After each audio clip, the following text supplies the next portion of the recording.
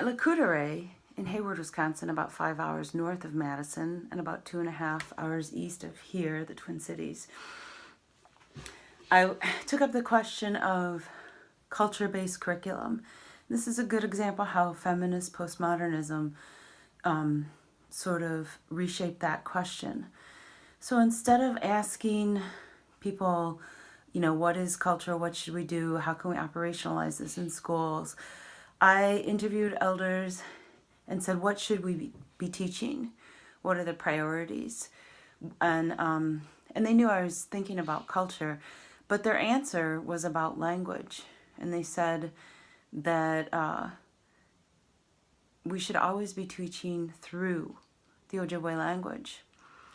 So because I was responsive, eventually through the next few years, I really shifted my entire research trajectory to Ojibwe language and saw it as a much deeper marker. As St. Pierre talks about as one of her first big concepts in her art on her post-structural feminism and education overview, that language does not simply have a one-to-one correspondence. It has a much deeper, more complex, socially situated way of understanding the world.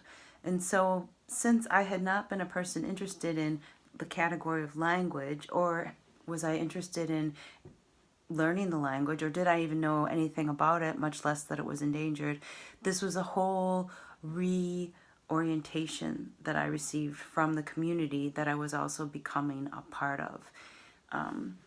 So that's very interesting because I've learned so much about language over these past 23 years, and that I was open to hearing something from what might be in other contexts construed as research subjects, but in my context was research subjects, but also co-community members, co-constructing a research project and participating that deeply, whereas they could affect my design at a very philosophical, meaningful, even crossing over disciplinary shifts. I had been in cultural studies. My work has really shifted into more language. I do some applied linguistics even at this point.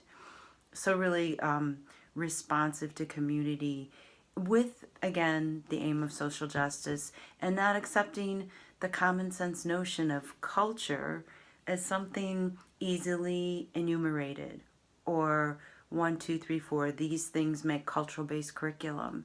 The elders really pushed back and said, why are we tanning hides at the school and doing it in English? Why aren't we doing it in Ojibwe?